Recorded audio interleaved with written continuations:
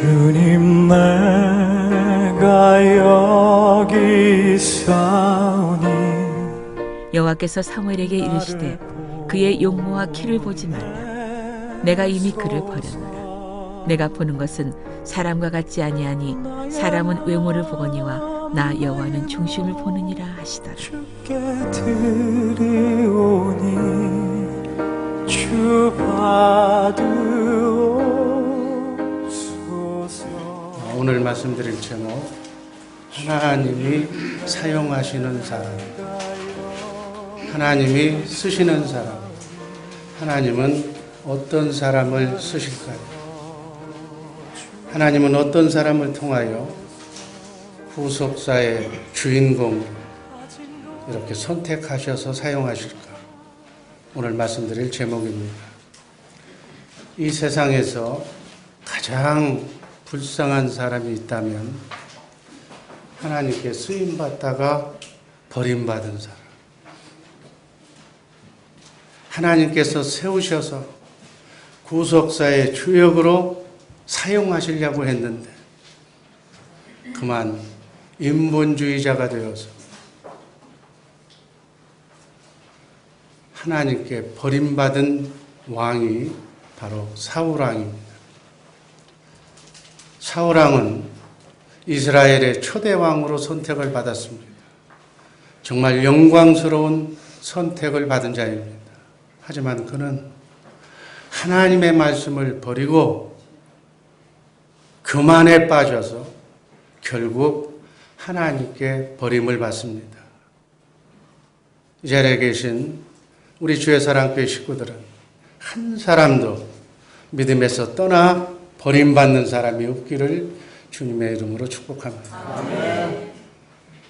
사울왕의 뒤를 이어서 이스라엘의 두 번째 왕이 된 사람이 여러분이 잘 알고 있는 다윗왕. 성경에 나오는 인물 중에 가장 하나님의 사랑을 많이 받은 왕이, 많이 받은 사람이 바로 다윗이에요. 사도행전 13장 22절 말씀을 보면 내가 이새의 아들 다윗을 만나니 내 마음에 맞는 사람이라. 다윗이 내 마음에 합한 사람이라는 얘기예요. 그 사람을 통해서 내 뜻을, 하나님의 경륜을 이루겠다고 기록되어 있습니다. 그만큼 하나님께서 다윗을 인정하셨다는 말씀이에요. 다윗의 이름의 뜻은 사랑스러운 자, 사랑스러운 자라는 이름의 뜻이 바로 다윗입니다.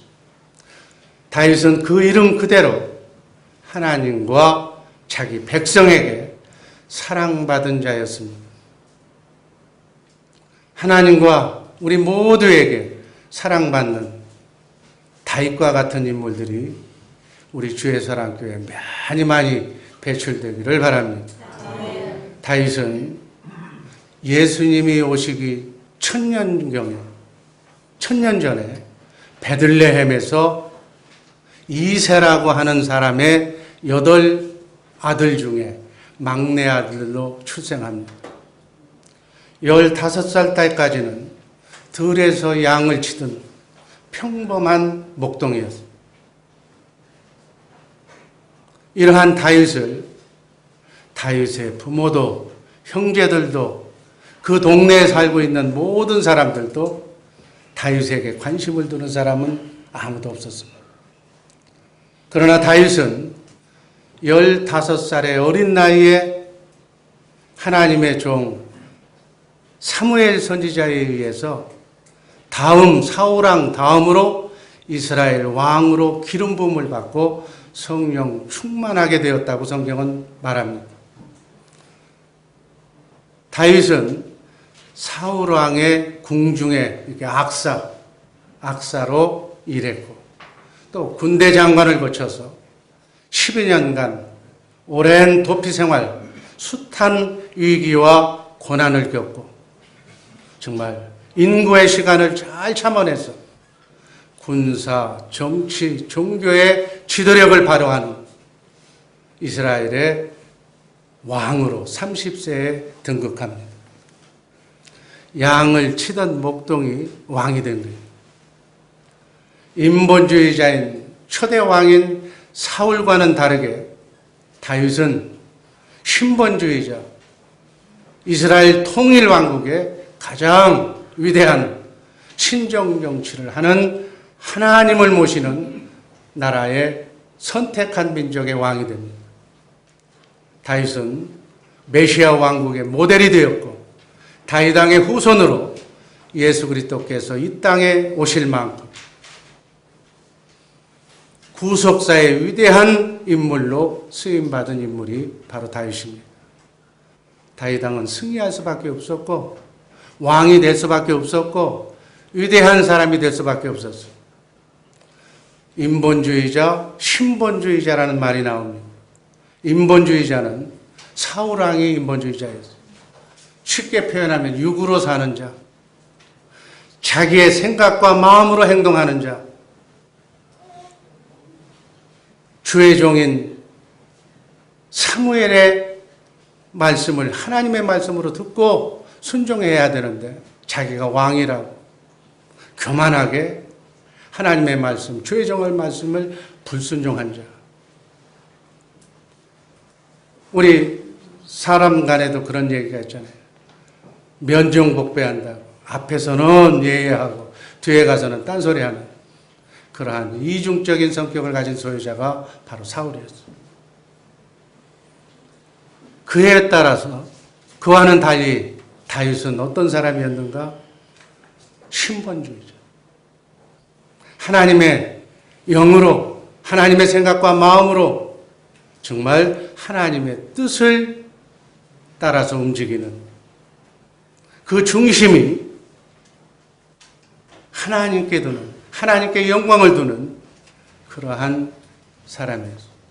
당연히 하나님께서는 인본주의자인 사울왕은 버리고 신본주의자인 하나님의 영으로 성령으로 충만한 다윗 왕을 왕으로 세우신 것은 극히 당연한 일이었다. 오늘 시간 관계상 한 절만 읽고 끝났지만 본문의 내용을 자세히 읽어보면 하나님께서 다윗 왕을 선택하시는 내용이 자세하게 그려져 있습니다. 사울 왕의 뒤를 이을 이스라엘의 왕으로 선택된 다윗. 이 본문을 보면서 하나님께서는 어떤 사람을 선택하셔서 하나님의 나라를, 하나님의 경륜을 이루어 나가는가 하는 것을 살펴보면 우리도 나그네 인생길 순례길 한 번밖에 안 사는 이 땅의 삶을 어떻게 살아야 되는가를 생각해보는 은혜를 나누고자 합니다. 하나님이 쓰시는 사람, 첫 번째는 하나님은 어떤 사람을 사용하시는가? 하나님은 약한 자를 사용하십니다. 오늘 읽었던 말씀 사무엘상 16장 7절 말씀 다시 한번 읽습니다. 그 용모와 신장을 보지 말라. 나의 보는 것은 사람 같지 아니하니 사람은 외모를 보거니와 나 여호와는 중심을 보니라. 하나님께서 주의 종 사무엘 선지자에게 2세 자녀 중에 하나를 선택해서 사울왕 다음으로 왕이 될 자를 내가 지시할 테니까 가서 기름을 부으라고. 사무엘 선지자는 하나님의 명을 따라서 기름을 붓기 위해 2세가 살고 있는 베들레헴으로 옵니다. 2세는 8명의 아들이 있었는데 그 중에 7 아들을 정말 몸을 정결하게 씻기고 새 옷을 입혀서 주의 종 사무엘 선지자 앞에 서게 합니다. 그런데 하나님께서는 이 7 아들 중에는 하나님이 택하신 자가 없다고 말씀하십니다. 그 말씀이 사무엘상 16장 11절 12절 말씀입니다. 한번 읽습니다. 또 이새에게 이르되 네 아들들이 다 여기 있느냐? 이새가 가로되 아직 말째가 남았는데 그가 양을 지키나이다. 사무엘이 이새에게 이르되 보내어 그를 데려오라. 그가 여기 오기까지는 우리가 식사 자리에 앉지 아니하겠느냐. 12절 이에 보내어 그를 데려오매 그의 빛이 붉고 눈이 빼어나고 얼굴이 아름답더라. 여호와께서 가라사대 이가 그니 일어나 기름을 부어라. 들에서 양을 지키고 있다가 양을 치다가 돌아온 8번째 아들 다윗을 불러와서 사무엘 선지자가 다윗을 보니까 바로 이 사람이 내가 치시한 사람이다. 기름을 가서 부어라 라고 말씀하시는 거예요. 사무엘은 하나님의 말씀대로 다윗에게 기름을 부어서 미래 왕으로 이렇게 약정해 놓습니다. 다윗은 형제들 가운데 가장 약한 자였어요. 주의 종 사무엘 선지자조차도 잘생긴 엘리압, 건장한 아미나답, 믿음직스러운 삼마에게 관심이 있었을 뿐 이 막내 다윗에게는 관심이 원래 없었어요. 아들을 낳은 아버지 이새도 마찬가지. 아들 중에서 가장 부족하게 여겨서 너는 왕으로서의 제목이 못 되니 들판에 가서 양을 치라고 보냈다. 그런데 하나님은 형제 중에서 가장 막내요, 약자였던 보잘것없는 그러한 외모를 가진 다윗을 선택하십니다. 다윗을 선택하셔서 가장 크고 위대한 아름답게 사용하셨습니다. 하나님은 세상에 약한 자를 드러내서 강한 자를 부끄럽게 하시는 분이 우리 하나님이라는 사실 꼭 믿으시기를 바랍니다. 하나님께서는 이 세상 많은 민족 중에서 유대인을 선택하신 이유, 혹자는 왜 하나님은 예수님은 유대인에서 속에서 이렇게 오셨는가? 왜 유대인을만 그렇게 특별히 사랑하시는가? 라고 오해하는 사람들도 많아요. 신명기 7장 7절 말씀을 보면 이렇게 기록되어 있습니다. 여호와께서 너희를 기뻐하시고 너희를 택하심은 너희가 다른 민족보다 수요가 많은 연고가 아니라 너희는 모든 민족 중에 가장 적은 자. 모든 민족 중에 가장 적은 자. 유대인, 보통 사람, 아브라함 한 사람을 선택해서 그로 하여금 민족을 이루게 하시는 하나님, 약한 나라를 택하셔서 인류를 구원하는 구속사에서 가장 중요한 민족으로 사용하십니다. 하나님께서 이렇게 약한 자를 쓰시는 이유는 첫째로 하나님의 능력을 그 약한 자를 통해서 나타내시기 위해서. 여러분 성경의 인물을 자세히 한번 읽어봅니다. 모세가 강하고 힘이 있는 건장한 왕자로서의 교육을 받았고 힘차게 강할 때, 능력이 있을 때는 하나님은 모세를 사용하지 않습니다. 모세가 살인을 하고 도망자로, 살인자로 미디안 광야로 도망가서 40년 동안 목자 생활을, 양치는 생활을 하고 더 이상 이제는 자신의 능력을 신뢰할 수 없는 80 노인이 되어서야 이제 내 인생이 끝났구나 라고 생각했을 때 하나님께서 모세를 들어 사용하십니다. 이 또한 약한 자를 쓰시는 하나님의 이유예요. 또 약한 자를 쓰시는 하나님의 이유는 겸손함 때문에. 교만은 하나님이 제일 싫어하는 거예요. 그래서 하나님은 약한 자를 사용하시는다는 사실을 꼭 주목하시기를 바랍니다. 우리 주의사랑교회 성도님들 중에 나는 다른 사람에 비해서 이것이 부족하고 저것이 부족하고 이것이 약하고 모든 것에 가슴을 피지 못하고 여러 가지 조건 때문에 눌려 계신 분이 혹시나 이 자리에 있다면 힘을 내시기를 주님의 이름으로 기도합니다. 왜? 하나님이 찾고 계시는 분이 바로 그분이기 때문에 그분을 통하여 하나님의 능력을 나타내고 하나님의 영광을 돌리고자 하신다는 사실에 꼭 주목하시기를 바랍니다. 기도하고 부족한 사람이라 할지라도 성령 받고 성령의 인도함을 받으면 내 능력, 인간의 보잘것없는 능력이 아니라 하나님의 능력을 덧입힘 받아서 위대한 인물로 하나님께서 사용하실 줄로 믿습니다. 하나님은 이렇게 약한 자를 쓰시는 분이라는 사실을 주목하시고 매사에 늘 나는 부족하다는, 하나님 없이는 살 수 없다는, 약한 자를 들어서 강하게 하시는 하나님이심을 명심하고 신앙생활 정말 잘하는 우리 복된 성도들 되기를 주님의 이름으로 기도합니다. 두 번째, 하나님은 어떤 사람을 또 쓰시는가? 자신의 일에 성실한 자를 쓰십니다. 사무엘이 이새의 7 아들 중에서 왕으로 기름 부음을 받을 자를 찾지 못하자 아비 이새에게 묻잖아요. 11절, 또 이새에게 이르되 네 아들들이 다 여기 있느냐? 이새가 가로되 아직 말째가 남았는데 그가 양을 지키나요? 아직 막내가 하나 있는데 그가 양을 지키고 있습니다. 여기서 키워드는, 중심 언어는 그가 양을 지키고 있다는 말이에요. 다윗은 양을 지키고 있어요. 묵묵히 자기가 맡은 일에 충성을 다하고 있어요. 15살이면 또 골리앗을 죽일 정도면 아마 지혜로운 다윗이었을 거예요.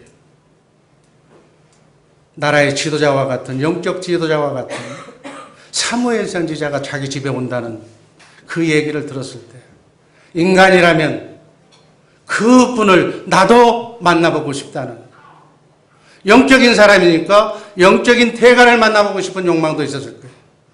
그러나 다윗은 성실하게 아버지의 말씀에 순종해서 성실하게 광야에 나가서 양을 지키고 있었습니다. 여러분, 여기서 우리가 깨달아야 할 사항은 하나님의 일은 귀한 것도 천한 것도 없다.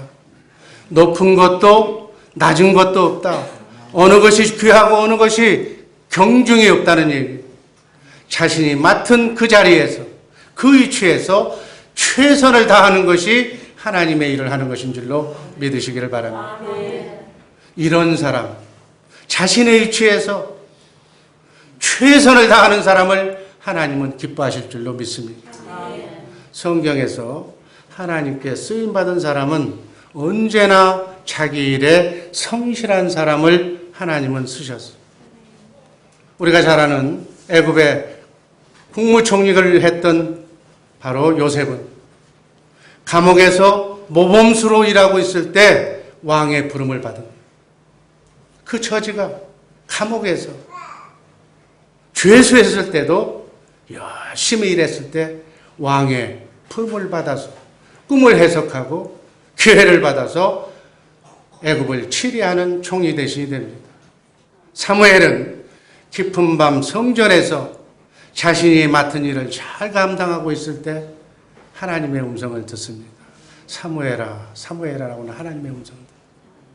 엘리사는 밭에서 밭을 갈고 있을 때 하나님의 부르심을 받고, 베드로는 바닷가에서 그물을 수리하고 있을 때 예수님을 불러서 예수님을 따라갑니다. 모세도 마찬가지.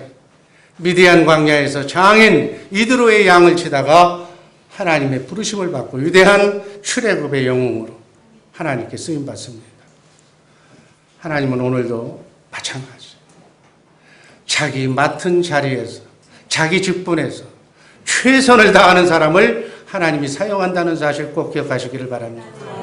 하나님께서는 약한 자를 사용하시고 무식하고 무능한 사람도 쓰시고 가난한 사람도 쓰시고 죄 많은 사람도 하나님이 쓰신다는 사실이에요. 그러나 하나님이 사용하지 않는 사람이 딱 하나 있어요. 책임감이 없는 사람, 성실하지 못한 사람은 절대로 하나님이 사용하지 않습니다. 여러분, 신령한 정말 영적인 신앙생활이라는 것이 어떤 것입니까? 하나님과 함께 임마누엘 하면서 하나님과 함께 교제하면서 성령의 인도함을 받고 어디에서든지 무엇을 하든지 자신에게 맡겨진 일에 충실하는 생활이 바로 신령한 영적 신앙생활입니다. 지금 내가 학생이라면 공부하는 일에 열심으로 성실함을 보여줘야 돼요. 사업하는 사람은 사업의 현장에서, 직장인은 직장에서 성실해야 돼요. 바로 내가 서 있는 자리가 하나님의 영광을 나타내는 자리며 하나님을 만나는 자리라고 생각하면서 열심히 일하는 우리 복된 주의사랑교회 식구들 되기를 주님의 이름으로 축복합니다. 가정에서는 부모에게 인정받고 직장에 나가면 상사에게 인정받을 정도로 성실해야 된다고요. 교회에서는 말할 것도 없이 목사에게 사랑을 받고 인정을 받아야 돼요. 여러분, 눈에 보이는 목사, 눈에 보이는 직장의 상사, 눈에 보이는 부모에게 인정을 못 받는다면 어떻게 보이지 않는 하나님께 인정을 받을 수가 있습니까? 우선 내가 속한 그곳에서 최선의 노력을 다하여 인정받는 자들이 우리 주의 사랑교회 식구들이 되기를 주님의 이름으로 기도합니다. 그 사람의 값어치는 그 사람의 삶의 자세에 달려있다고 말합니다. 우리 기독교인 중에는 정말 가장 중요한 것이 주님의 마음으로 성실하게 살아가는 자세, 충성을 다하며 자기 맡은 본분을 다하는 사람. 주님은 이러한 성실한 사람을, 주님의 마음을 가진 사람을 사용하신다는 사실 꼭 기억하시고, 우리가 처해 있는 환경 속에서 먼저 우리의 자녀들, 그리고 우리가 담당하고 있는 부서의 사람들을 통해서 내가 성실의 본을 보이고 모든 사람들이 정말 성실함으로 하나님께 인정받도록 이러한 일에 앞장서는 우리 복된 성도들 되기를 주님의 이름으로 기도합니다. 세 번째로, 하나님은 그 마음의 중심이 하나님과 맞는 믿음의 중심을 보시고 하나님께서 그 사람을 사용하신다는 사실. 사무엘이 첫 번째 아들 엘리압이라는 이세의 큰아들의 외모를 보고 그를 왕으로 기름 부으려고 하니까 하나님께서 사무엘에게 말씀하신 말씀이 7절 말씀. 그 영모와 신장을 보지 마라. 내가 이미 그를 버렸노라. 내가 보는 것은 사람과 같지 아니하니 사람은 외모를 보지만 나 여호와는 중심을 보느니라. 하나님께서 다윗을 선택하셔서 사용하시는 분명한 이유는 그 믿음의 중심이 하나님의 초점을 맞췄다는 거예요. 하나님은 항상 중심을 보시는 분임을 잊지 마시기를 바랍니다. 하나님이 보시는 중심이라는 것은 어떤 것이 중심이에요? 믿음이 있느냐 없느냐를 보는 거다. 히브리서 11장 6절 말씀을 보면 하나님이 기뻐하시는 것이 비결이 여기에 나와 있어요. 한번 읽습니다. 믿음이 없이는 하나님을 기쁘시게 하지 못하나니 하나님께 나아가는 자는 반드시 그가 계신 것과 또한 그가 자기 찾는 자들에게 상 주시는 이심을 믿어야 하지. 아멘. 하나님이 기뻐하시는 믿음의 소유자들이 우리 주의 사랑교회 성도들이기를 주님의 이름으로 축복합니다. 다윗의 믿음의 중심은 오직 다윗의 목표는 하나님의 영광에다가 뒀습니다. 하나님의 영광을 나타내는 것이 다윗의 삶의 목적이요 그 삶의 믿음의 중심이 되었다고요. 이러한 믿음의 사람이었다는 거예요. 사무엘상 17장 26절 말씀 한번 읽습니다. 다윗이 곁에 섰는 사람들에게 말하여 가로되 이 블레셋 사람을 죽여 이스라엘의 취업을 제하는 사람에게는 어떠한 대우를 하겠느냐. 이 한리 없는 블레셋 사람이 누구간데 사시는 하나님의 군대를 모욕하겠느냐. 지금 소년 다윗은 전쟁터에 갈 나이가 아니에요. 아버지 이세의 심부름으로 전쟁터에 나가 있는 형들에게 필요한 것을 갖다 전달하기 위해서 전쟁터 그 골짜기에 가게 된 거예요. 다윗이 보니까 적군 블레셋 장수 골리앗이 40일 동안 하나님의 백성을, 사울왕을, 모든 이스라엘 병사들을 조롱하고 있는 대목을 구경합니다. 겁을 먹고 골리앗이 거인이 나와 싸울 대상자를 찾는데 무서워서 이스라엘 백성들이 나가지를 못하는 거예요.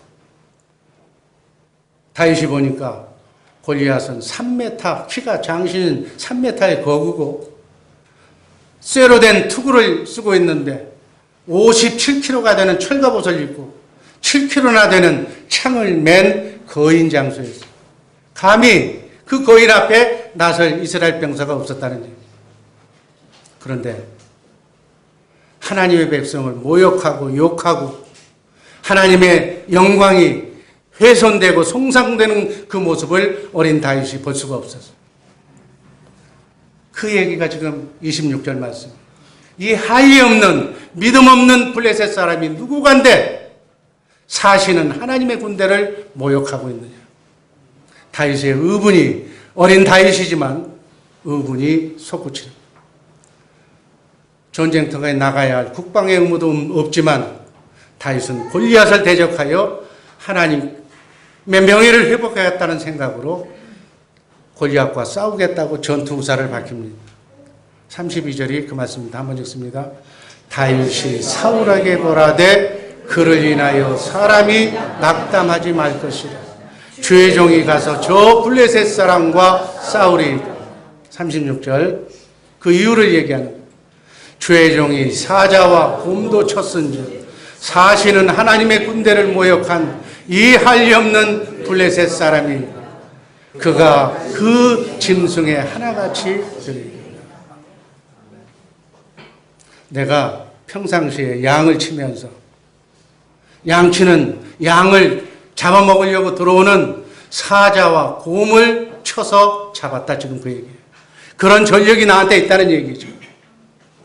여러분, 하나님과 함께해서 하나님의 능력을 체험한 사람은 두려움이 없는 거예요. 하나님이 나와 함께 하신다는 그러한 생각을 가지고 사는 사람은 세상 나그네 인생길 순리의 길을 걸어갈 때 수많은 풍파가 있다 할지라도 전혀 두려움이 없는 거예요. 여러분, 정말 어려움이 당했을 때, 몰랐을 때, 하나님을 나의 주인으로 모시지 않았을 때 정말 위기가 찾아올 때마다 얼마나 걱정이 되고 이 문제로 인하여 내 인생이 어떻게 망가지는가를 생각하면 걱정, 근심, 염려가 사라지지 않을 때가 많았어요. 그러나 지금 뒤돌아보면 죽을 것 같았던 순간들이 다 지나고 보면 다 보이지 않는 하나님의 손길에 의해서 여기까지 인도함 받고 지금도 건지하고 있다는 사실을 꼭 기억하시기를 바랍니다. 더더군다나 하나님이 나와 함께 하신다는 사실을 믿으면 거룩한 목표를 가지면 거인 골리앗도 대수롭지 않게 보였다 그 얘기예요. 골리앗을 이긴 다윗의 힘은 첫 번째는 하나님의 영광을 모독하는 골리앗을 반드시 짐승 잡듯이 내가 잡아서 무너뜨리겠다는 거룩한 의지와 용기였어. 다윗이 하나님께 쓰임받은 비결은 오직 하나님만 의지하는 믿음 때문이었다는 사실 꼭 기억하시기를 바랍니다. 하나님의 말씀은 반드시 이루어진다. 믿음의 조상 아브라함의 믿음을 그대로 다윗이 전수받은 거예요. 이 절대적인 믿음은 블레셋 장수 골리앗과의 한판 승부에서 그 진가가 발휘됩니다.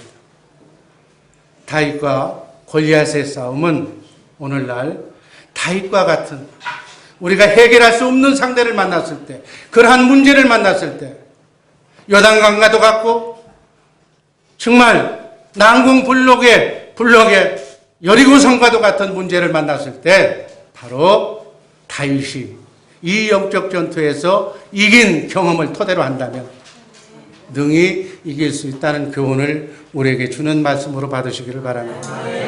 마지막으로 하나님께서 쓰시는 자는 성령 충만하고 준비되고 훈련받은 자를 하나님이 쓰신다는 사실.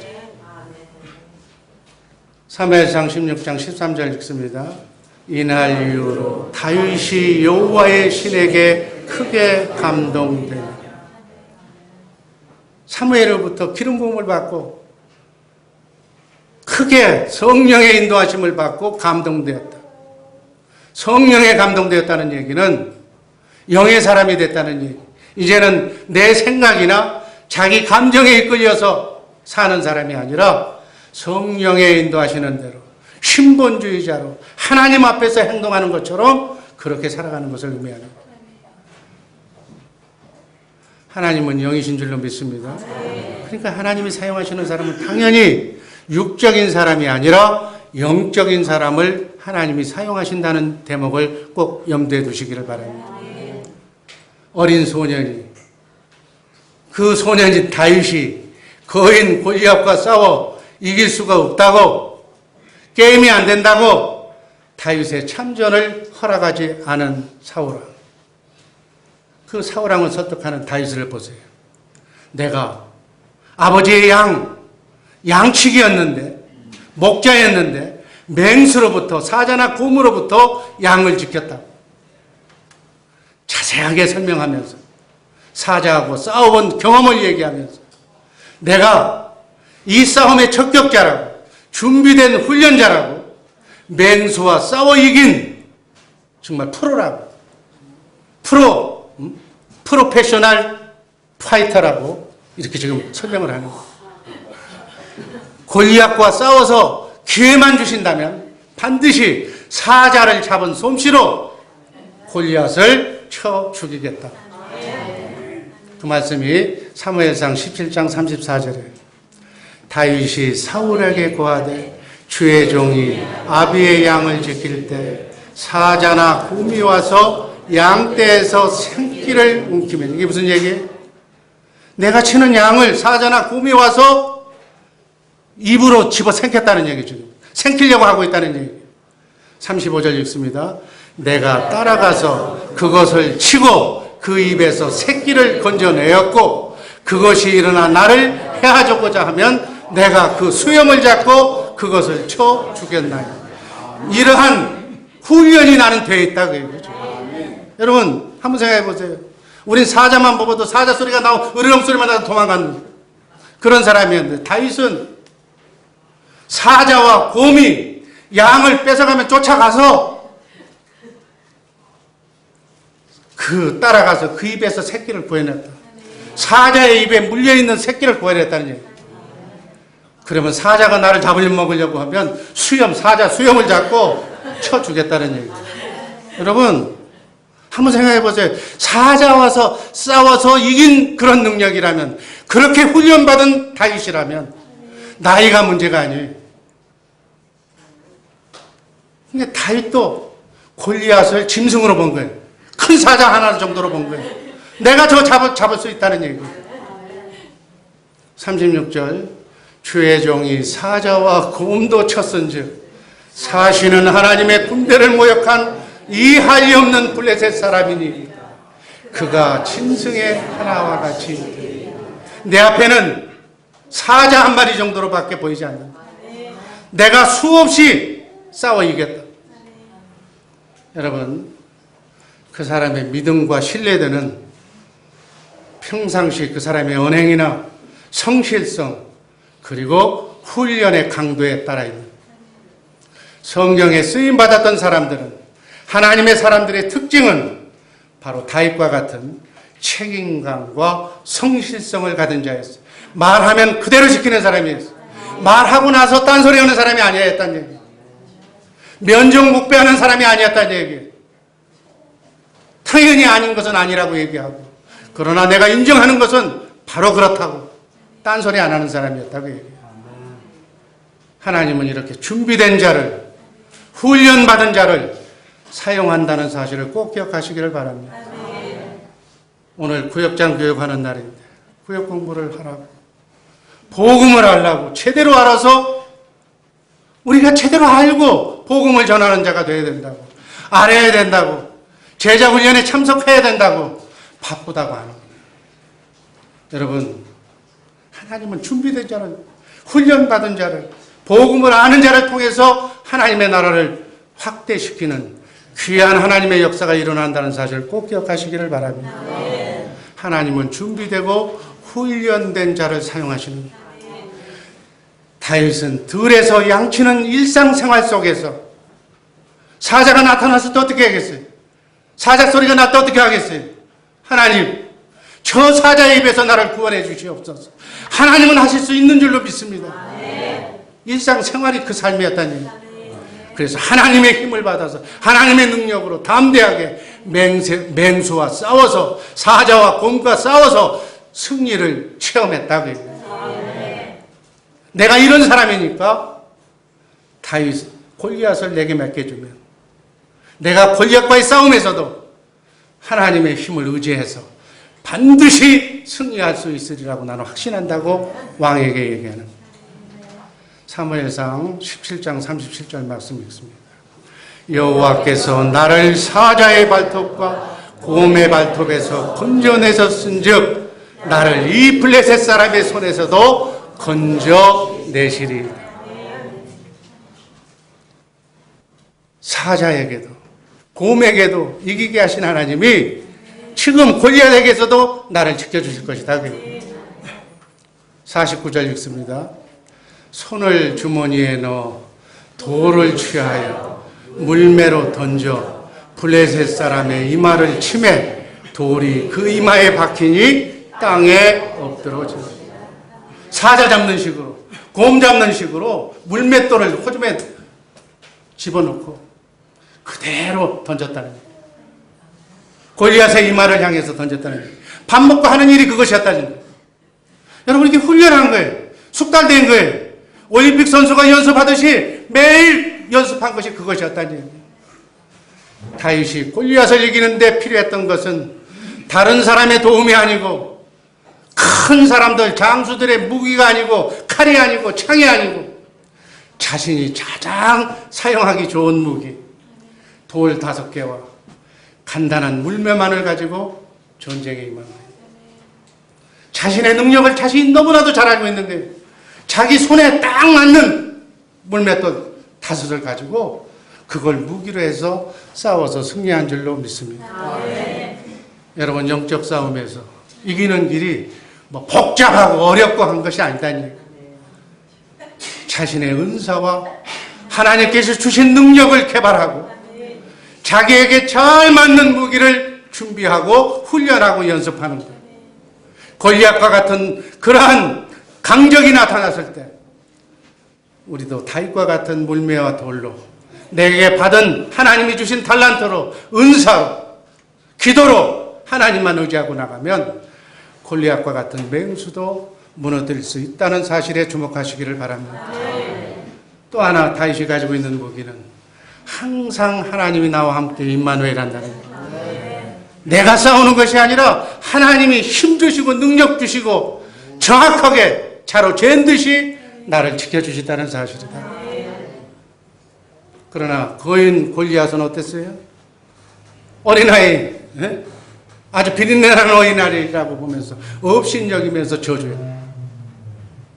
사무엘상 17장 43절 44절 블레셋 사람이 다윗에게 이르되 네가 나를 개로 여기고 막대기를 가지고 내게 나왔느냐 하고 그 신들의 이름으로 다윗을 저주하고 또 이르되 내게로 오라 내가 네 고기를 공중의 새들과 짐승들에게 주리.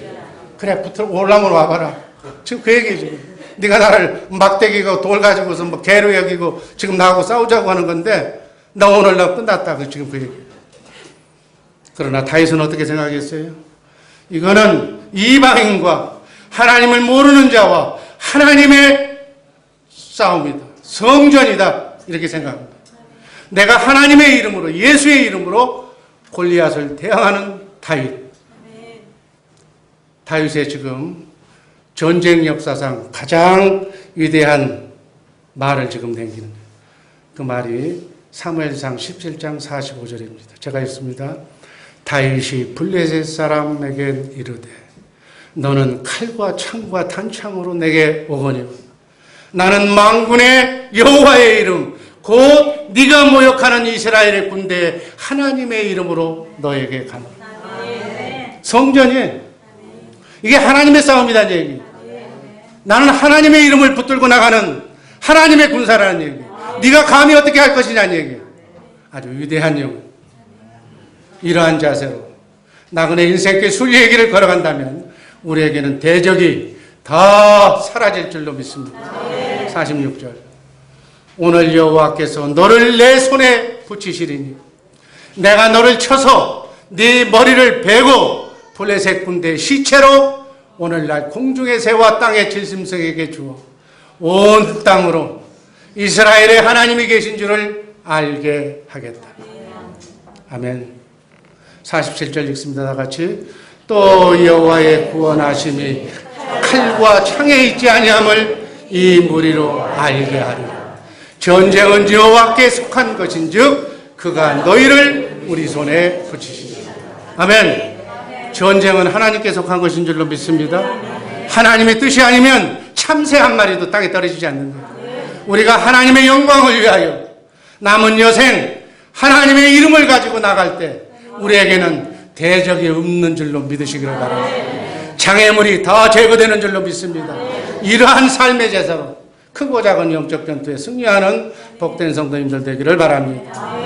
이렇게 다윗처럼 인생에 우리에게 다가오는 파도처럼 밀려오는 모든 크고 작은 골리앗을 정말 영적으로 물리치려면 우리는 매일매일 일상생활에서 그 중심을 하나님께 두고 하나님을 사랑하며 하나님의 음성을 들으며 하나님과 임마누엘하면서 훈련받은 경건훈련을 게을리지 않고 기도훈련, 찬송훈련, 말씀훈련을 제자훈련을 받아서 준비된 훈련자만이 영적 싸움에서 승리할 수 있는 줄로 믿습니다. 이것이 오늘 우리에게 주는 교훈이에요. 하나님 없는 거대한 골리앗, 항상 실패하게 된, 그러나 아무리 어리지만 하나님과 함께하는 다윗은 승리할 수가 있다. 다윗과 같은 믿음으로 하나님과 함께 임마누엘에서 크고 작은 전투에서 승리하는 우리 복된 주의 사랑교회 식구들 되기를 주님의 이름으로 축복합니다. 이것이 영적 전쟁의 기본 원칙이에요. 내가 하나님과 함께만 한다면 나를 대적할 대적은 지구상에 없다. 다윗의 무기는 칼과 창이 아니라 하나님을 믿는 믿음, 하나님의 말씀, 하나님을 찬송하고 기도하는 경건훈련이 다윗의 무기였습니다. 이 믿음으로 정말 죽음의 현장으로 나간 다윗만이 거대한 골리앗, 그 골리앗을 정말 가볍게 물리치는 놀라운 그런 역사를 지금 우리가 보고 있습니다. 여러분, 전쟁의 결과는 하나님의 손에 달려있다고. 우리가 해야 할 일은 아무것도 없어. 죽는 순간까지 하나님이 크고 위대하심을 믿는 그 믿음밖에는 우리에게 필요한 것이 없다. 이것이 바로 다윗의 위대함이요. 다윗이 이 믿음을 가졌기 때문에 목동에서 양치기가 하나님 나라 신정국가의 왕이 된 비밀이다. 오늘 또 하나님은 다윗과 같은 하나님의 마음에 합한 사람들을 찾고 계신다는 사실 꼭 기억하시기를 바랍니다. 그래서 우리의 자녀들이 바로 이 믿음을 가진 자녀로 여러분의 자녀선을 양육하고 가르치고 정말 바로 세워서 이 말세지 말에 우리 주의 사랑교회 식구들을 하나님이 유감없이 사용하시는 위대한 인물들로 양육하시기를 주님의 이름으로 축복합니다. 다윗이 돌로 물매로 골리앗을 쳐 넘어뜨린 것으로 이야기가 끝나지 않았어요. 여러분, 명승부사는 진검승부로 끝내야 되는 거예요. 달려가서 쓰러진 골리앗을, 넘어진 골리앗의 칼을 빼서 골리앗의 목을 잘라버려요. 완전히 죽인 뒤에, 적을 죽인 뒤에 끝마무리를 집니다. 사무엘상 17장 51절. 다윗이 달려가서 블레셋 사람을 밟고 51절 그를 죽이고 그 머리를 베니 블레셋 사람들이 자기 용사의 죽음을 보고 도망하는지라. 골리앗이 죽은 것을 보고 골리앗을만 믿고 왔는데 대장 골리앗이 죽으니까 다 도망갑니다. 모든 일에는 끝마무리가 중요합니다. 여러분, 기도도 인내로 기도하고 대적마귀가 7길로 도망가고 없어질 때까지 확신을 가지고 진검승부를 하시기를 바랍니다. 집중 공격해서 골리앗을 죽임으로써 이스라엘 백성들에게 최후의 승리를 다윗이 선물합니다. 결론입니다. 하나님이 쓰시는 사람은 약한 자를 사용하시는 줄로 믿습니다. 우리 모든 사람은 약해. 우리가 하나님이 쓰시는 일꾼이 될 줄로 믿습니다. 자신의 생활에 맡은 바 현실에 성실하고 충실한 자를 하나님은 사용하십니다. 그 마음의 중심을 보십니다. 그 마음의 중심이 하나님과 같은 사람, 믿음이 있는 사람, 하나님의 영광을 위하여 살기로 인생을 결정한 사람, 이런 사람을 하나님이 사용하십니다. 오늘도 이런 사람을 하나님이 찾고 계시는 줄로 믿습니다. 여러분, 하나님의 마음에 합해서 나머지 나그네 인생길 순리의 길, 나는 이제 나이가 많아서 늦었어, 내 자녀에게 내 손자에게 기대를 걸어야 해, 아니, 그러지 마십시오. 모세도 80에 쓰임받았어요. 여기에 80이 넘으신 분은 한 분밖에 없어요. 우리 더 하나님께 위대한 쓰임을 받을 수 있는 하나님의 용사라는 사실 꼭 기억하시기를 바랍니다. 그리고 무엇보다도 성령 받고 성령 충만해서 기도하고 찬송하고 말씀과 함께 사는 임마누엘이라는 주님의 말씀대로 훈련받은 자, 교육받은 자, 정말 물맷돌로 하나 가지고 사자의 이마에 곰 이마에 정확하게 던져내는 훈련받고 명중시켰던 명중률 100%의 그러한 사람을 하나님이 쓰신답니다. 반복교육을 통해서 여러분, 복음을 전하는 일에, 복음의 발이 되어서 정말 복음을 전하는 일에, 영혼 구하는 일에 앞장서서 여러분이 쓰임받을 때 하나님은 여러분들을 위해서 하나님의 나라가 확장되는 것을 하나님이 기뻐하시고 여러분의 자녀손을 통하여 하나님께서 축복해 주실 줄로 믿습니다. 이렇게 하나님께 쓰임받아서 하나님께 영광 돌리는 우리 자랑스러운 주의 사랑 교회 식구들 되기를 주님의 이름으로 축복합니다. 기도하겠습니다.